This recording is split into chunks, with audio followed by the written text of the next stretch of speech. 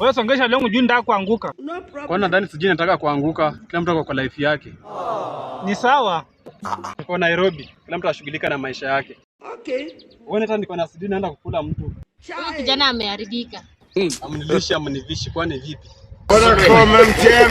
What a comment team. What a comment.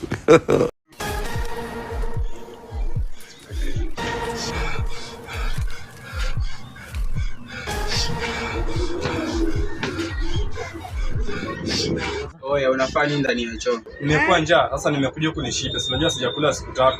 Naenda kusaka kiromo kuja kaa ndani ya choo. Hapana, si unajua nikikuja ndani ya choo. Continue. Utakuta harufu ya choo, alafu itanifurisha tumbo nishibe, sitahitaji chakula. My sister. God have mercy upon us.